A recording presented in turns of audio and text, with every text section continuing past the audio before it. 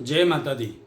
सर्वमंगल मांगल्ये शिवे सर्वार्थ साधिके शरण्ये त्र्यंबके गौरी नारायणी नमोस्तुते।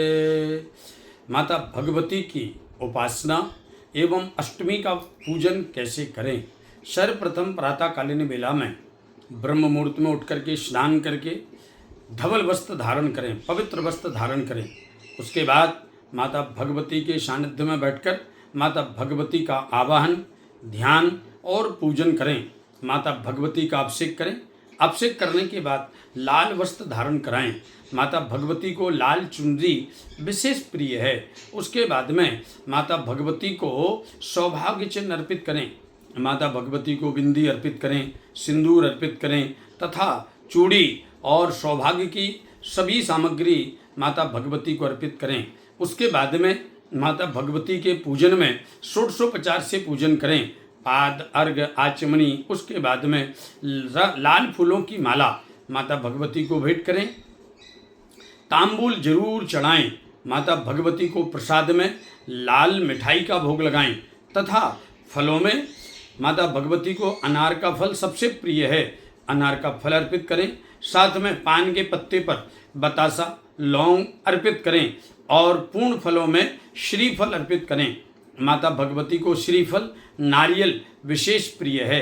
अष्टमी की पूजा में माता भगवती को अखंड दीपदान करें या फिर 8 दीपक जलाकर माता भगवती के सम्मुख विराजमान करें तथा कन्याओं का भोजन कराएं। 9 कन्याओं का आवाहन करें, उनको बुलाएं। आदर पूर्वक बुलाने के बाद उनके पाद प्रक्षालन करें, पैर धुलें। पैर धुलने के बाद उस जल को सारे घर में छिड़क दें तथा सुंदर आसन पर बैठाल करके पूर्वाभिमुख कन्याओं का मुख पूरब को हो और उनको प्रसाद ग्रहण कराएं। अष्टमी के कन्याओं के प्रसाद में विशेष करके हलवा, पूड़ी, खीर, चने की सब्जी और अन्य सामग्री आप अर्पित कर सकते हैं। अनेक प्रकार की मिठाई भी आप कन्याओं को प्रदान कर सकते हैं। भोजन कराएं। भोजन कराने के बाद उनका भी विधिवत पूजन करें। सभी कन्याओं को तिलक करें, अक्षत लगाएं, माला पहनाएं। उसके बाद में उनको कुछ वस्त्र तथा साथ में कुछ दक्षिणा भेंट करें, फल भेंट करें। फल भेंट करके उनसे प्रार्थना करें और प्रार्थना करते हुए कन्याओं को विदा करें। सायंकालीन बेला में माता भगवती का हवन विशेष लाभ प्रदान करने वाला है। माता भगवती का हवन आम तौर पर सायंकालीन बेला में विशेष शुभ माना जाता है। सायंकालीन बेला में हवन करें।